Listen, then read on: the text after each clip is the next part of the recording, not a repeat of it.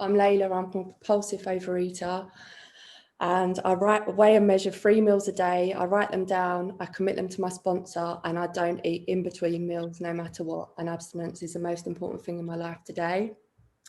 Gillian, thank you for asking me to do service, and thanks everyone for being here. I'm a little bit nervous. My abstinence date is the 25th of March 2020, so I'm a couple of days past 8 months. And it's the best thing that's ever happened to me.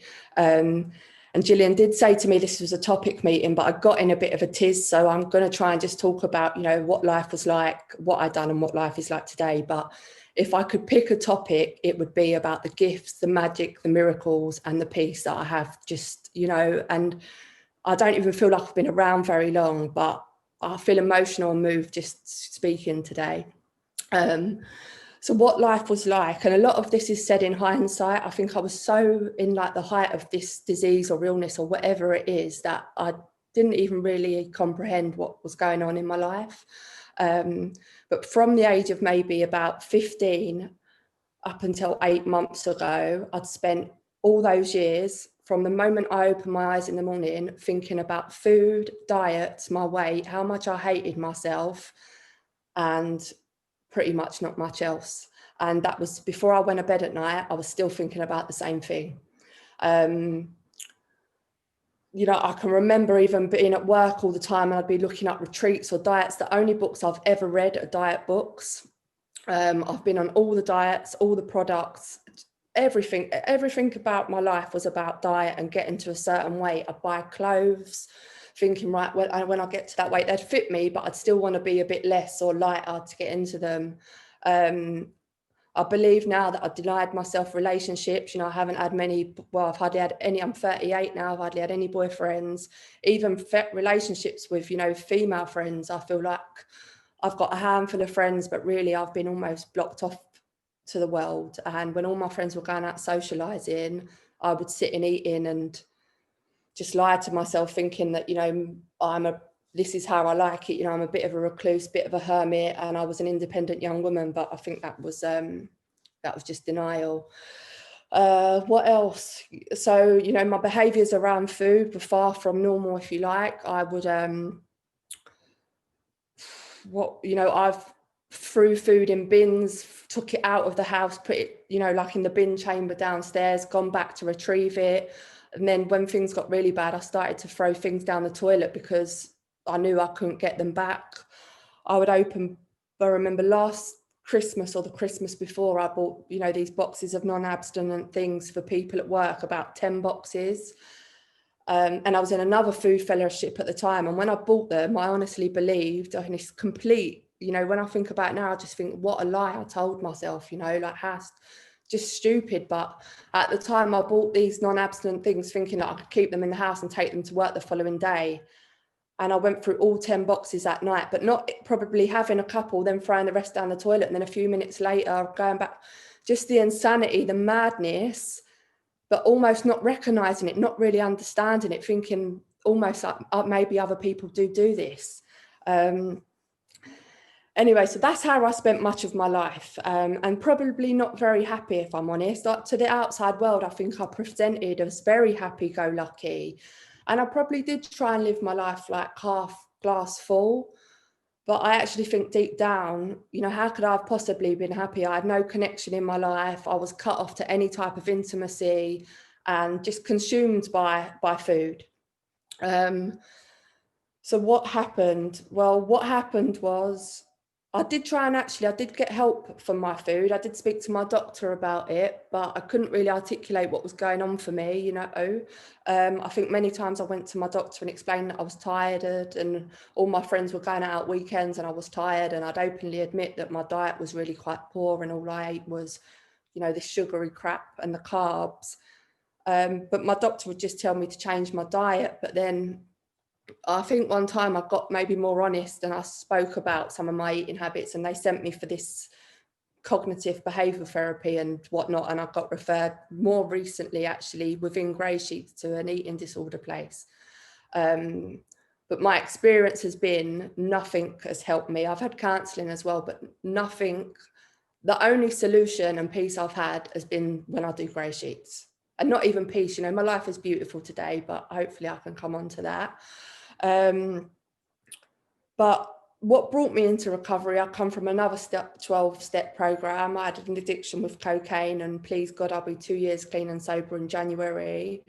And it was only when I... 10 more. Thank you very much, Ariane. And I feel like in a way that was a bit of a blessing in disguise, because I truly believe that if I never suffered with a drug addiction and things got as bad as it did, you know, I feel like today I fully concede that sugar and food it does exactly the same thing to me that cocaine does. It takes me to that horrible place, but it's just different. I feel like I had so much more denial around food. With the drugs, I couldn't deny it because, you know, I was about to lose my home, and, you know, it was very clear. But anyway, I don't want to go on about that, but I feel like that was a blessing, that was a gift, and that got me. In fact, my sponsor in that 12 fellowship is now in GreySheeters, but she was in another food program, and she's about 12 years abstinent around drink and drugs. But she was in another food fellowship with not much abstinence. But anyway, I joined another food fellowship, I don't know how long ago, but soon after I was in cocaine recovery, because it's like the stuff with the food got so messy once I put down drugs. And do you know what? I just couldn't stop eating. You know, I was binging every single day to the point where I felt sick. I couldn't lay down. I was like regurgitating bits of food in my mouth. I didn't want to leave the house. I was on antidepressants. Anyway, yeah, it was horrible, but I still couldn't stop. Anyway, I joined this other food fellowship, and I hated it, to be honest. I was miserable. I didn't get any sort of abstinence. I don't think I got more than 7 days. And to be honest, I was probably lying. So I probably never even got 1 day abstinence in this other fellowship. And then I met someone through that fellowship who was in GreySheeters, and she started sponsoring me. And to be honest, my journey in GreySheeters, I didn't get it immediately. I've had a lot of day ones. I treated it a bit like a diet. I didn't really know how to treat it any differently. But every time I sort of come to GreySheeters, I've got 2 weeks, I've got some level of abstinence, I would say quite easily, almost. Like, I feel like with the GreySheeters, the obsession left almost immediately. But I have to say, my experience has been, when I do pick up, I'm out the door, and I can't come back the second day or the third day. I'm out the door for a while, and then I come back. It's been much easier for me to stay abstinent than to get abstinent. So that's been my experience. And, you know, what I've done was, I've followed my sponsor's suggestions. I've come to meetings, got my abstinent food shop. I've got service commitments. I've started sponsoring, and I've just finished my 12 steps. And what is life like today? Well, I don't, even if I describe today, now today may not be, a particularly special day, but it feels like a special day. I've got out of bed early. I've started doing some stuff that I never would have done. It's basically to do with like yoga and tantric. I would have been completely closed off. I would have thought, my God, what is that? So I've done a tiny bit of yoga and breathing stuff, completely, like, my friends would think I'm nuts this morning. I've done a couple of other bits. I got up, I went to work to do some overtime, took my lunch in with me. I had my favourite breakfast this morning, which I can't even tell you. It's the best. My food on GreySheet, it's like I wished, I've always loved eating this type of food, even when I wasn't abstinent. In fact, I believe that I've always loved this food, and I've always loved eating this way, but I could never really string a day of eating like this together. It's like all my dreams have come true, because now, with the help of everyone in this fellowship, I can eat all this amazing food. And I bought 2 abstinent products today this new shop's opened literally just on my doorstep. So sorry, like, I've seen my mum today. I've seen my mum's little dog today. I've been walking with my mum today. And these may not feel like special things, like even the relationship I have with my mum today. To be honest, I love my mum dearly. I couldn't stand being in her company probably for more than 5 minutes, or I'd want to jump down her throat. And, working with my sponsor, I've done quite a bit of work around my mum, and I just want to pick her up and cuddle her and hug her. I feel so blessed today. you know, and 8 months in, I've got help. I've just started to get a little bit of help. I'm not in another fellowship for this, but, you know, with my money and my relationships, it's like all these people in Grey Sheets, they're like little angels. And, you know, I feel like I'm learning so much about myself. Or saying that, I feel like I don't know anything anymore, but that's fine. I'm okay with that. It's a great place to be. But, you know, in the last 3 months, I've not had to borrow any money. I've not been worried about money.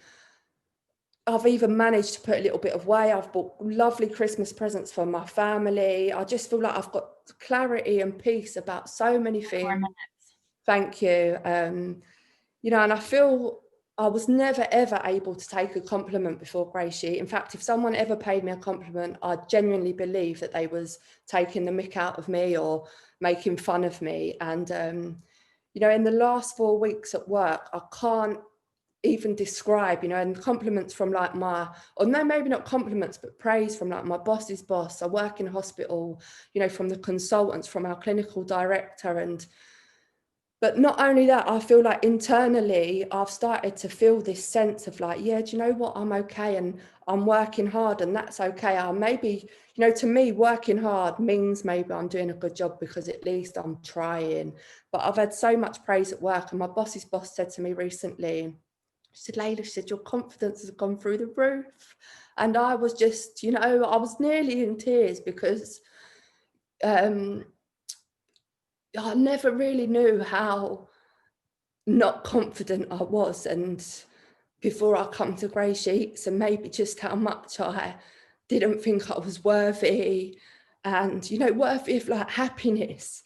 You know, and I think today, like as a human being, everyone is worthy of happiness. But I feel like I denied myself of that for so long. And, you know, I'm not denying myself for that. Sorry, I'm getting emotional. I don't know why. But I'm not denying myself of that today. And there's so many blessings and gifts. It's indescribable to me. And I just feel so blessed to be here. To be honest, I'm not going to go on. I feel like I'm just going to end it there. But I feel absolutely blessed to be alive. So blessed to be abstinent. I feel like I've just been born, to be honest. That's how I feel, like I've just woke up to life. And it's just a really special, beautiful place to be. Thank you very much for letting me be here.